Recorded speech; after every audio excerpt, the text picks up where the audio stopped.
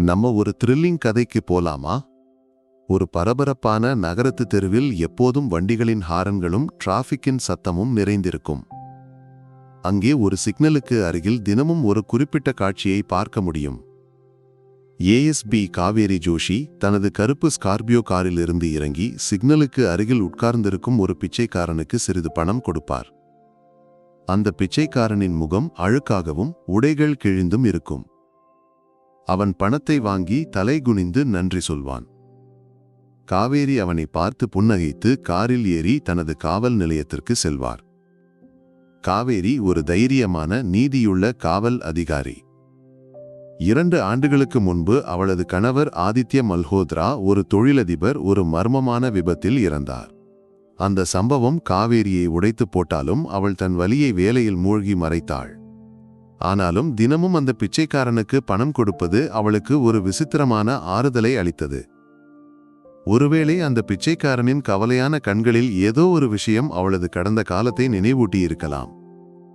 ஒரு நாள் மழை பொழியும் ஒரு காலையில் காவேரி வழக்கம்போல் பிச்சைக்காரனுக்கு பணம் கொடுத்தாள். ஆனால் அன்று அவன் சொன்ன ஒரு விஷயம் காவேரியை அதிர்ச்சியடைய செய்தது. அவன் ஒரு கரகரப்பான குரலில், "மேடம், என்னை திருமணம் செய்து கொள்ளுங்கள்" என்றான். காவேரி அவனை பார்த்து, "என்னது, நகைச்சுவையா?" என்று சிரித்தாள். "உன் வாய்க்கு வருவதையெல்லாம் பேசுவாயா? இந்தா, இன்னும் கொஞ்சம் பணம் எடுத்துக்கோ, ஏதாவது வாங்கி சாப்பிடு" என்று சொன்னாள். ஆனால் பிச்சைக்காரன் பணத்தை எடுக்கவில்லை. அவளை ஒரு கணம் உற்று நோக்கி தலை குனிந்தான். அன்று காவல் நிலையத்திற்கு செல்லும்போது அந்த பிச்சைக்காரனின் வார்த்தைகள் காவேரியின் மனதில் சுற்றி கொண்டிருந்தன. அவனது கண்களில் ஏதோ ஒரு விஷயம் ஆதித்யாவை நினைவூட்டுவதாக அவளுக்கு தோன்றியது. "இல்லை, நான் வெறுமனே அப்படி நினைக்கிறேனா?" என்று அவள் இரவு வீட்டிற்கு செல்லும்போது யோசித்தாள். மறுநாள் காவேரி மீண்டும் பிச்சைக்காரனுக்கு பணம் கொடுக்க முயன்றாள். ஆனால் இந்த முறையும் அவன் பணத்தை எடுக்கவில்லை. மாறாக, "மேடம், உங்களுக்காக நான் எதையும் செய்வேன். எனக்கு ஒரு வாய்ப்பு கொடுங்கள்" என்று சொன்னான். காவேரிக்கு கோபம் வந்தது. "பார், நான் உன்னை உதவி செய்கிறேன். அதற்கு பேர் சொல்லி உனக்கு எதையும் பேசலாமா? உன் எல்லையில் இரு" என்று கடுமையாக சொன்னாள்.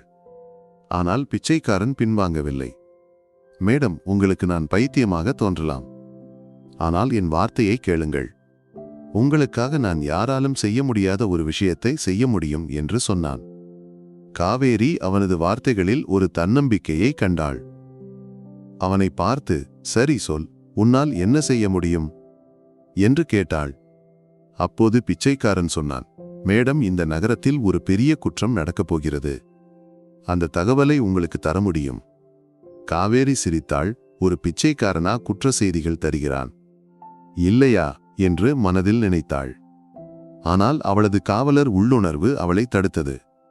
"சரி, சொல், என்ன அந்த செய்தி?" என்று கேட்டாள். பிச்சைக்காரன் மெதுவாக சொன்னான், "நேற்று இரவு சிக்னலுக்கு அருகில் உள்ள ஒரு கிடங்கில் சிலர் ஆயுதங்களுடன் இருந்தார்கள். அவர்கள் ஒரு பெரிய திட்டத்தை தயாரிக்கிறார்கள்." அவன் மனிதர்களின் தோற்றத்தையும் இடத்தின் விவரங்களையும் துல்லியமாக சொன்னான். காவேரி அந்த வார்த்தைகளை தீவிரமாக எடுத்துக்கொள்ளவில்லை. இருந்தாலும் தனது இளைய அதிகாரியிடம் அந்த இடத்தை சோதனை செய்ய சொன்னாள். மறுநாள் காவல்துறை அந்த கிடங்கில் சோதனை நடத்தி பெரிய அளவில் ஆயுதங்களை பறிமுதல் செய்தது. காவேரி அதிர்ச்சியடைந்தாள். ஒரு பிச்சைக்காரனுக்கு இவ்வளவு துல்லியமான தகவல் எப்படி கிடைத்தது? அவள் மறுநாள் சிக்னலுக்கு அருகில் பிச்சைக்காரனிடம் பேச முடிவு செய்தாள். அவன் அங்கு உட்கார்ந்திருந்தான். "உனக்கு அந்த தகவல் எப்படி கிடைத்தது? நீ உண்மையில் யார்?" என்று காவேரி கேட்டாள். பிச்சைக்காரன் சிரித்துக்கொண்டே சொன்னான், "மேடம், நான் பார்க்கப்படுவது போலவே இருக்கிறேன். ஆனால் இந்த நகரம் உங்களுக்கு தெரிந்ததை விட எனக்கு நன்றாக தெரியும்." அவனது வார்த்தைகளில் ஒரு ரகசியம் மறைந்திருப்பதாக காவேரிக்கு தோன்றியது. பின்னர் வரும் வாரங்களில் பிச்சைக்காரன் காவேரிக்கு சிறிய மற்றும் பெரிய குற்ற தகவல்களை கொடுத்தான். ஒவ்வொரு முறையும் அவனது தகவல்கள் துல்லியமாக இருந்தன.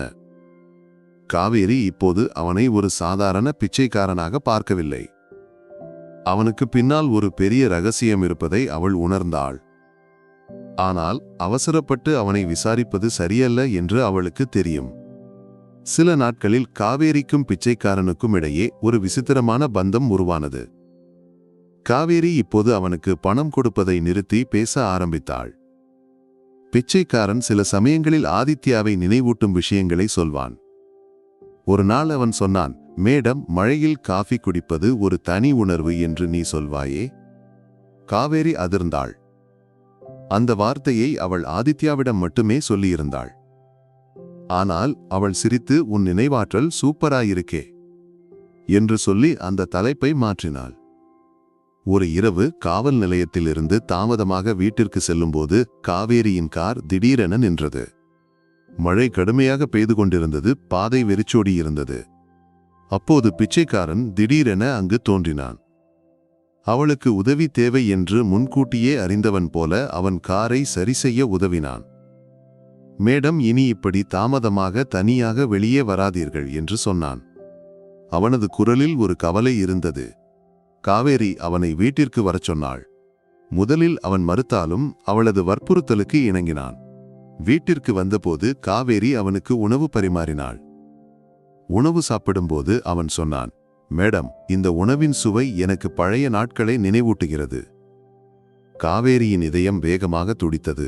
ஆனால் அவள் எதுவும் கேட்கவில்லை. மறுநாள் காவேரி தனது பழைய நண்பரான தடயவியல் நிபுணர் நீலை அழைத்தாள். பிச்சைக்காரனின் ஒரு புகைப்படத்தை அவள் ரகசியமாக எடுத்திருந்ததை அவனுக்கு காண்பித்தாள். நீல் சொன்னான், இந்த முகம் எனக்கு பரிச்சயமாக இருக்கிறது. ஆனால் உறுதியாக சொல்ல சில பரிசோதனைகள் தேவை.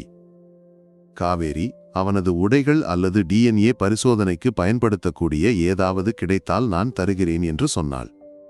ஆனால் அவள் குழப்பத்தில் இருந்தாள். பிச்சைக்காரனுக்கு தன்மீது சந்தேகம் வரக்கூடாது என்று அவள் விரும்பினாள். இருந்தாலும் ஒரு திட்டத்தை தயாரித்தாள். ஒரு நாள் காவேரி பிச்சைக்காரனை வீட்டிற்கு அழைத்து, உனக்கு ஒரு புதிய வாழ்க்கை தர விரும்புகிறேன். நீ இங்கு என்னுடன் தங்கலாம் என்று சொன்னாள். முதலில் அவன் மறுத்தாலும் அவளது வற்புறுத்தலுக்கு இணங்கினான். அவன் தனது பெயர் சங்கர் என்று சொன்னான். காவேரி அவனுக்கு வீட்டின் பின்புறத்தில் உள்ள ஒரு சிறிய அறையை கொடுத்தாள். சங்கர் முதலில் ஒப்புக்கொள்ளவில்லை. ஆனால் அவளது வற்புறுத்தலுக்கு இணங்கினான். இப்போது சங்கர் காவேரியின் வீட்டில் தங்குகிறான். ஆனால் பகல் முழுவதும் வெளியே சென்று சிக்னலுக்கு அருகில் பிச்சை எடுத்து மாலையில் திரும்பி வருவான். காவேரி அவனிடம் கேட்பாள், சங்கர், உனக்கு தேவையான அனைத்தையும் நான் தருவேன். பிறகு ஏன் இன்னும் சிக்னலுக்கு போகிறாய்? சங்கர் சிரித்துக்கொண்டே சொல்வான், மேடம், அந்த சிக்னல் என் உலகம். ஒரு நாள் காவல் நிலையத்தில் இருந்து காவேரிக்கு ஒரு அவசர அழைப்பு வந்தது. சூரஜ் குப்தா என்ற ஒரு பெரிய தொழிலதிபரின் கிடங்கில் தீ விபத்து ஏற்பட்டது. அந்த கிடங்கு சில வாரங்களுக்கு முன்பு சங்கர் கொடுத்த தகவலின் அடிப்படையில் சோதனை நடத்தப்பட்ட இடமாக இருந்தது. காவேரி உடனே அங்கு சென்றாள். தீ மிகவும் பயங்கரமாக இருந்தது. கிடங்கின் பாதி எரிந்து நாசமாகியிருந்தது. ஆனால் அங்கு சில காகிதங்களுக்கு இடையில் ஒரு பழைய புகைப்படம் கிடைத்தது. அந்த புகைப்படத்தில் இருந்தவர் ஆதித்யாவைப் போல தோன்றினார். புகைப்படத்தின் பின்புறத்தில் ஆதித்யா 2018 குப்தா என்டர்பிரைசஸ் என்று எழுதப்பட்டிருந்தது. காவேரியின் இதயம் வேகமாக துடித்தது. அவள் அந்த புகைப்படத்தை பையில் வைத்து காவல் நிலையத்திற்கு சென்றாள். அந்த இரவு அவளால் தூங்க முடியவில்லை. இது உண்மையில் ஆதித்யாவா? ஆனால் அது எப்படி சாத்தியம்? ஆதித்யா கார் விபத்தில் இறந்தானே. காவல்துறை அவனது உடலை அடையாளம் கண்டதல்லவா? இந்த புகைப்படம் இங்கு எப்படி வந்தது? சூரஜ் குப்தாவுக்கு இதற்கும் என்ன தொடர்பு என்று அவள் யோசித்தாள். மறுநாள் காவேரி சங்கரிடம் இந்த விஷயத்தை பேச முடிவு செய்தாள். ஆனால் அவன் சிக்னலுக்கு அருகில் இல்லை. அவள் அவனை வெறுமனே தேடினாள். சங்கர் எங்கே போனான்? அவனுக்கு ஏதாவது நடந்துவிட்டதா? அல்லது ஏதாவது பார்த்து ஒளிந்தானா என்று அவளுக்கு பதற்றமாக இருந்தது. மாலையில் வீட்டிற்கு வந்தபோது சங்கர் வீட்டிற்கு வெளியே உட்கார்ந்திருந்தான். அவனது முகம் களைப்பாகவும் உடைகள் அழுக்காகவும் இருந்தன. ஷங்கர், நீ எங்கே போயிருந்தாய்? நான் உன்னை தேடிக்கொண்டிருந்தேன் என்று காவேரி கேட்டாள். மேடம், ஒரு சிறிய வேலை இருந்தது. பதற்றப்பட வேண்டாம் என்று அவன் சொன்னான். காவேரி அந்த புகைப்படத்தை பற்றி கேட்க முடிவு செய்திருந்தாலும் திடீரென நின்றாள். மாறாக, உனக்கு சூரஜ் குப்தாவை தெரியுமா என்று கேட்டாள். ஷங்கர் ஒரு கணம் அவளது கண்களை பார்த்து, மேடம், இந்த நகரத்தில் யார் யாரை தெரியும்? அவன் ஒரு பெரிய மனிதன் அல்லவா என்று சொன்னான். அவனது வார்த்தைகளில் ஏதோ மறைந்திருப்பதாக காவேரிக்கு தோன்றியது. பின்னர் வரும் நாட்களில் காவேரி சூரஜ் குப்தாவின் கிடங்கில் ஏற்பட்ட தீ விபத்தை பற்றி விசாரணையை தொடங்கினாள். அந்த தீ ஒரு சாதாரண விபத்து இல்லை, யாரோ வேண்டுமென்றே செய்தது என்று தெரிந்தது. ஆதாரங்கள் ஒரு மர்மமான நபரை நோக்கி சுட்டிக்காட்டின. காவேரி தனது ரகசிய இன்ஸ்பெக்டர் ரமேஷிடம் சங்கரை கண்காணிக்கச் சொன்னாள். ரமேஷ் சொன்னான், சங்கர் ஒவ்வொரு இரவும் தெருவுக்கு அருகில் உள்ள ஒரு பழைய சிதிலமடைந்த வீட்டிற்கு செல்கிறான். அங்கு சிலரை சந்திக்கிறான். காவேரி அந்த வீட்டிற்கு சென்றாள். அங்கு குப்தா என்டர்பிரைசஸின் சில சட்டவிரோத பரிவர்த்தனைகள் பற்றிய ஆவணங்கள் கிடைத்தன. ஆனால் அதிர்ச்சியூட்டும் விஷயம் ஒரு பழைய கடிதம். அதில் எழுதப்பட்டிருந்தது, ஆதித்யா, நீ உண்மையை மறைக்க வேண்டும். குப்தா உன்னை ஒருபோதும் மன்னிக்க மாட்டான். காவேரியின் மனது வெறுமையானது. ஆதித்யா உண்மையில் உயிருடன் இருக்கிறானா? அல்லது இது வேறு ஒரு பொறியின் பகுதியா? காவேரி சூரஜ் குப்தாவிடம் நேரடியாக பேச முடிவு செய்தாள். ஆனால் அதற்கு முன் சங்கரிடமிருந்து உண்மையை கண்டுபிடிக்க வேண்டும் என்று நினைத்தாள். அந்த இரவு அவள் சங்கரை வீட்டிற்கு அழைத்து ஆதித்யாவின் புகைப்படத்தை காண்பித்து, இது யார்? சங்கர், நீ உண்மையில் யார் என்று கடுமையாக கேட்டாள்.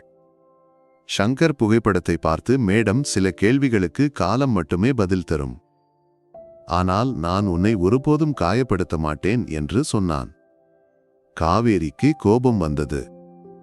நீ உண்மையை சொல்லவில்லை என்றால் நான் உன்னை கைது செய்வேன் என்று சொன்னாள். சங்கர் சிரித்து, மேடம், என்னை கைது செய்தால் நீ தேடும் உண்மை ஒருபோதும் கிடைக்காது. அந்த இரவு சங்கர் மற்றொரு முக்கிய தகவலை கொடுத்தான். சூரஜ் குப்தாவின் அலுவலகத்தில் ஒரு ரகசிய அடித்தளம் உள்ளது, அங்கு சட்டவிரோத ஆவணங்கள் வைக்கப்பட்டுள்ளன என்று. காவேரி தனது குழுவை தயார்படுத்தி அங்கு சோதனை நடத்தினாள். அடித்தளத்திலிருந்து பல ஆதாரங்கள் கிடைத்தன.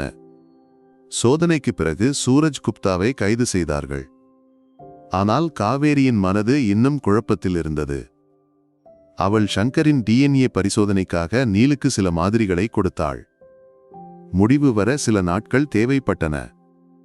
ஒரு நாள் காவேரிக்கு ஒரு அனாமதேய எண்ணிலிருந்து அழைப்பு வந்தது. ஒரு கம்பீரமான குரல் சொன்னது, ஏஎஸ்பி மேடம், நீ மிகவும் புத்திசாலி. ஆனால் உண்மைக்கு அருகில் சென்றால் விலை கொடுக்க வேண்டியிருக்கும். சங்கரை விட்டுவிடு. அழைப்பு துண்டிக்கப்பட்டது.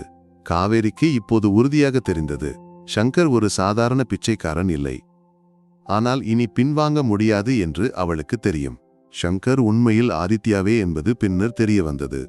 2 ஆண்டுகளுக்கு முன்பு நடந்த அந்த விபத்து ஒரு பொறியாக இருந்தது. சங்கர் ஆதித்யாவாக தனது எதிரிகளை கண்டுபிடிக்க தெருவில் ஒரு பிச்சைக்காரனின் வேடத்தில் வாழ்ந்தான்.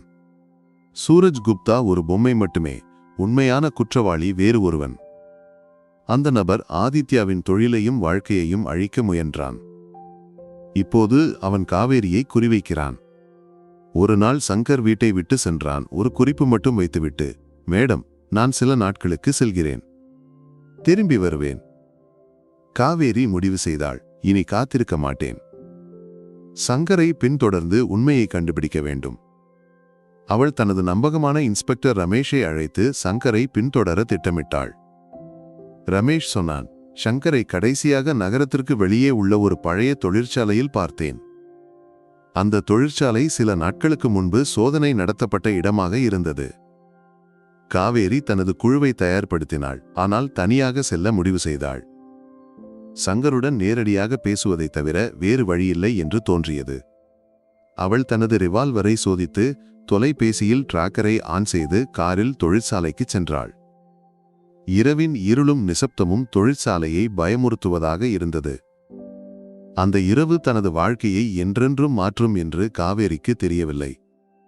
தொழிற்சாலையின் பின்புற கதவு வழியாக அவள் உள்ளே நுழைந்தாள். அங்கு கண்ட காட்சி அவளை அதிர்ச்சியடைய செய்தது. சங்கர் ஒரு பழைய மேசைக்கு முன்னால் நிற்கிறான். அவனுக்கு முன்னால் சூரஜ் குப்தாவின் சகோதரன் பிரதீப் குப்தா. காவல்துறை ஒருபோதும் பிரதீப்பை தீவிரமாக எடுத்துக்கொள்ளவில்லை, ஏனெனில் அவன் எப்போதும் சூரஜின் நிழலில் இருந்தான். ஆனால் இப்போது அவன் சங்கரிடம் கோபமாக கத்திக் கொண்டிருக்கிறான். காவேரி மறைந்து நின்று அவர்களின் பேச்சை கேட்டாள். நீ என் சகோதரனை சிறையில் அடைத்தாய். என் எல்லா திட்டங்களையும் தகர்த்தாய். நீ யார்? உனக்கு இவை எப்படி தெரியும் என்று பிரதீப் கேட்டான். சங்கர் அமைதியாக சொன்னான், உன் ஆட்டத்தை முடிக்க நான் ஆதித்ய மல்ஹோத்ராவாக திரும்பி வந்திருக்கிறேன். காவேரியின் இதயம் ஒரு கணம் நின்று போனது. ஆதித்ய மல்ஹோத்ரா, தனது கணவர். காவேரி தனது மனதை கட்டுப்படுத்தி ரிவால்வரை எடுத்து, பிரதீப் கைகளை உயர்த்து என்று கத்தினாள். சங்கரிடம் இப்போது உண்மையைச் சொல் என்று சொன்னாள். ஷங்கர், இல்லை ஆதித்ய சொன்னான். காவேரி, என்னை மன்னித்துவிடு. எல்லாவற்றையும் சொல்ல வேண்டும் என்று இருந்தேன், ஆனால் உண்மையை கண்டுபிடிக்க வேண்டியிருந்தது. பிரதீப் அந்த கணத்தில் ஒரு துப்பாக்கியை எடுக்க முயன்றான், ஆனால் காவேரி உடனே சுட்டாள்.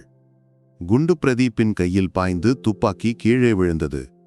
காவேரி தனது குழுவை அழைத்தாள். அவர்கள் பிரதீப்பை கைது செய்து அழைத்து சென்றனர். இப்போது தொழிற்சாலையில் காவேரியும் ஆதித்யாவும் மட்டுமே. காவேரி ஆதித்யாவை பார்த்து கண்கள் கலங்கி கேட்டாள், நீ உயிருடன் இருந்தாய், ஏன் என்னிடம் சொல்லவில்லை? ஆதித்ய சொன்னான், காவேரி, நான் உன்னை சந்தேகித்தேன். என் மரணத்தின் பொறியில் உனக்கு பங்கு இருப்பதாக நினைத்தேன். அவன் எல்லாவற்றையும் விளக்கினான். பிரதீப் குப்தா தனது தொழிலை கைப்பற்ற அந்த விபத்தை ஏற்பாடு செய்திருந்தான். காவேரியின் கண்களில் இருந்து கண்ணீர் வழிந்தது. அவள் ஆதித்யாவை கட்டிப்பிடித்து சொன்னாள், நீ எனக்கு நிறைய வலி கொடுத்தாய், ஆனால் உன்னை ஒருபோதும் விட்டு செல்ல விரும்பவில்லை. ஆதித்யா அவளை கட்டிப்பிடித்து சொன்னான், காவேரி, இனி நான் உன்னை ஒருபோதும் விடமாட்டேன். ஆதித்ய தனது உண்மையான அடையாளத்தை உலகத்திற்கு முன்னால் வெளிப்படுத்தினான். காவேரியுடன் ஒரு புதிய வாழ்க்கையை தொடங்கினான். அந்த தெரு ஒரு காலத்தில் அவர்களின் வலிகளுக்கும் இரகசியங்களுக்கும் சாட்சியாக இருந்தது. இப்போது அது அவர்களின் காதலின் அடையாளமாக மாறியது. இந்த கதை உனக்கு பிடித்திருக்கா? பிடித்திருந்தால் ஒரு லைக் கொடு. இன்னும் இதுபோல கதைகளை கொண்டு வரலாம் இல்லையா?